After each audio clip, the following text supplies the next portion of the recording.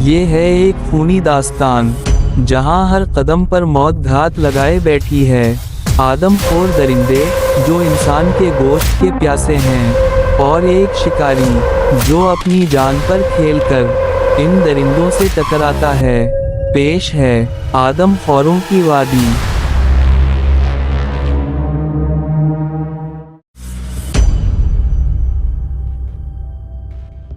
बहुत शुक्रिया रमज़ान जानी साहब। असल बात तो ये है कि देखने वाली आंख पर मुनहसिर है कि किस चीज़ को पसंद करे और किससे नफरत करने लगे। ये कहते हुए राय बहादुर ने जैक की तरफ नफरत भरी नज़र से देखा। मैंने नरमी से बात घुमाते हुए कहा, अगर इजाज़त हो तो मैं पूछ सकता हूँ कि आप जैक से इतनी नफरत क्यों करते हैं? आखिर वो आपका मेहमान है। राय बहादुर ने थोड़ा तौक़ुफ़ किया, फिर कहने लगा, तुमने बिल्कुल सही अंदाज़ा लगाया जानी। हमारे साथ चलो, हम तुम्हें बताते हैं कि हम उसे बर्दाश्त क्यों नहीं कर सकते।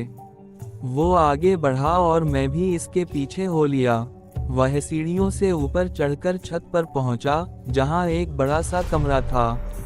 उसने दरवाज़ा खोला और अंदर दाखिल होकर दीवार पर आवेजा एक तस्वीर के सामने जा खड़ा हुआ। तस्वीर में एक खूबसूरत जवान औरत बड़ी सी कुर्सी पर बैठी थी, और साथ ही एक 7-8 साला बच्चा खड़ा था। ये हमारी पहली बीवी कामनी और हमारा बेटा हरितक है, उसने तस्वीर को देखते हुए कहा। ये वाकया आज से 8 साल पुराना है। उस दिन हमारे घर 2 फौजी अफसर आए। एक का नाम था भतमन, यानी जैक का वालिद, और दूसरा रॉबर्ट। भतमन पहले भी हमारे यहाँ आते जाते थे, मगर रॉबर्ट पहली बार आया था।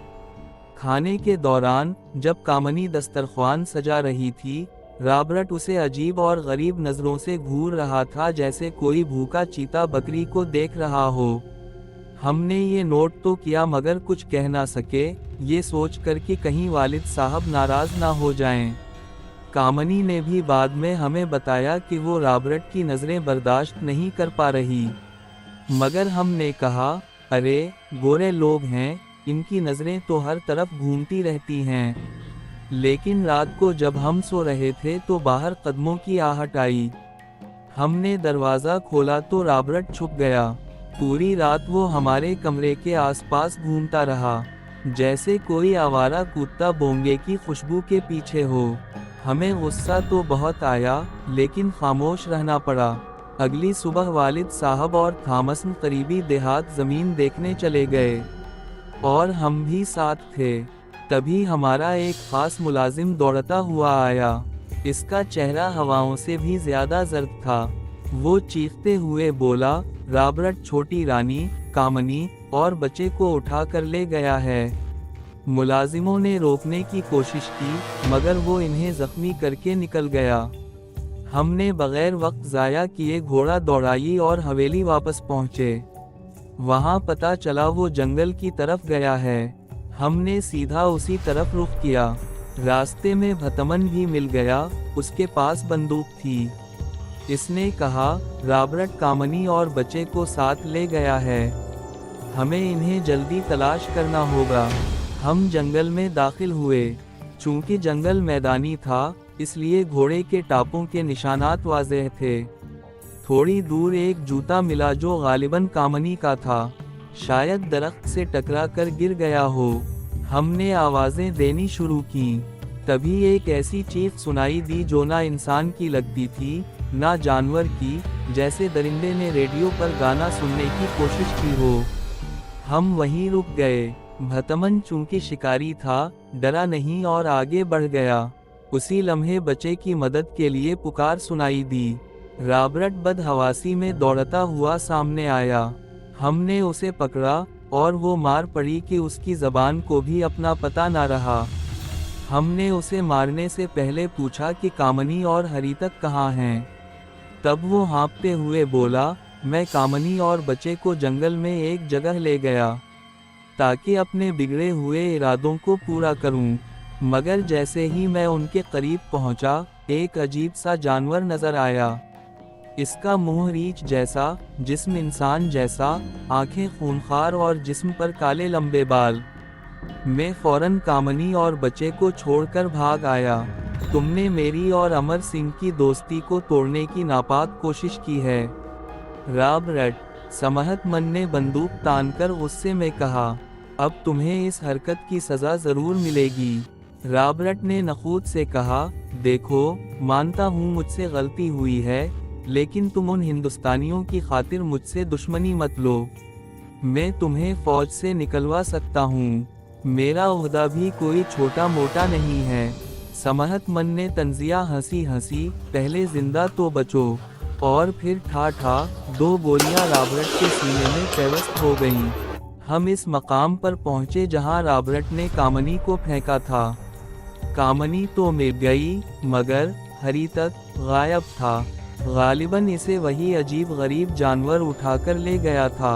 हमने जंगल छान मारा, मगर हरीतक का कुछ पता ना चल सका। मजबूरी में कामनी को लेकर हवेली आ गए। कामनी को होश तो आ गया, लेकिन इसकी हालत खराब थी। अजीब सी बेखुदी, पागलपन की कैफियत थी, और कुछ दिनों बाद वो भगवान को प्यारी हो गई। राय बहादुर का दिल दुख से भरा हुआ था। वो कहने लगा, हमारी इन गोरों से नफरत जायज़ है।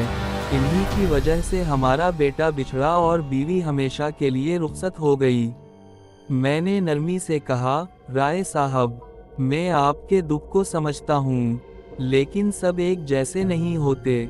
थॉमसन ने तो अपनी दोस्ती का हक अदा किया, यहाँ तक कि अपने हम वतन को मार दिया। जैक तो उसी थॉमसन का बेटा है, इसका क्या कसूर? राय बहादुर की आंखें दहकने लगें। कसूर बीवी का था या बेटे का? दोनों बेकसूर थे, मगर इन्हें भी सज़ा मिली। अब सज़ा गोरों को मिलेगी। बस समझिए कि उनके दिन गिने जा चुके हैं। खुदा इन्हें चून चून कर मारेगा। उसी लम्हे एक मुलाजिम आ गया, राय साहब, अमर सिंह आपको बुला रहे हैं। राय बहादुर मेरे कंधे पर हाथ रखकर नीचे चले गए। कुछ देर बाद में छुपकर जैक और नूरदीन के पास आ गया। नूरदीन ने पूछा, कहाँ थे? मैंने बात टाल दी। वैसे भी राज छुपाने का फन हर शिकारी के जैन में होता है। रात तक मुझे अंदाज़ा हो गया कि राय बहादुर जैक से तो नफरत करता ही है। अपने बाप और भाई को भी ज़्यादा पसंद नहीं करता, और बीवी रजनी को राज सिंह का नाम सुनते ही एलर्जी हो जाती है। शायद नाम से नहीं, शख्सियत से। मगर अमर सिंह और राज सिंह बड़े दिल वाले और सादा लोग थे। मुखलिस, जिंदा दिल, और कुछ ज़्यादा ही सीधे। रात के 12 बज रहे थे। मैं और राज दाखिली दरवाजे के पास बैठे गपशप कर रहे थे। सर्दी काफ़ी थी, इसलिए चाय का थर्मास साथ रखा था। जैक और नूरदीन छत पर सो रहे थे। राज उम्र में मुझसे चंद साल बड़ा था, मगर दिमागी उम्र शायद अभी भी कार्टून नेटवर्क पर अटकी हुई थी। इसे जानवरों की कहानियाँ और किस्से बहुत भाते थे। अचानक एक अजीब सी चीख सुनाई दी। आवाज़ कुछ यूं थी जैसे रीछ ने इंसानी गाना गा दिया हो, या इंसान रीछ की नकल कर रहा हो।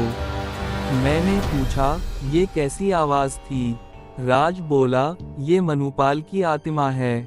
5 साल पहले वो लकड़ियाँ काटने गया, एक रीछ ने इसे मार कर खा लिया। तब से इसकी आत्मा जंगल में भटक रही है। रोज रोती है बेचारी। मैंने कहा, पर रीछ तो सब्जी खोर होता है, वो मनुपाल को क्यों खाएगा? राज बोला, यही तो खास बात है। रीछ भी इस दिन शायद गोश्त खोर बन गया हो। मैंने हंसते हुए कहा, क्या तुम्हारे भैया जी ने इसे बचाने की कोशिश की? राज ने कंधे उचुकाए, भैया जी किया करता। बंदूक होती तो रीछ को डराते, पर वहाँ तो सिर्फ दिल था, वो भी कमज़ोर। मैंने संजीदगी से कहा, राज साहब, आत्मा या रूह जानवर का रूप नहीं धारती। आवाज़ किसी जानवर की ही होगी। शायद कोई ख़ास नस्ल का रीछ हो, जो इंसान जैसी आवाज़ें निकालता हो। राज बोला, आप शिकारी हैं ना, इसलिए यकीन नहीं करते। पर जब अपनी आंखों से आत्मा देखेंगे ना, तो खुद यकीन आ जाएगा। मैंने मुस्कुरा कर हाथ बढ़ाया, ठीक है, कल रात जंगल चलते हैं। आतिमा का इंटरव्यू कर लेंगे। राज ने हंसते हुए मेरा हाथ थाम लिया। ये कहानी आपको कैसे लगी? अच्छी लगी तो वीडियो को लाइक और चैनल को सब्सक्राइब करें और बेल आइकन भी दबा दें ताकि नई वीडियोस आप तक फौरन पहुंचें। मिलते हैं अगली वीडियो में, तब तक के लिए हमें दें इजाज़त। अल्लाह हाफिज़।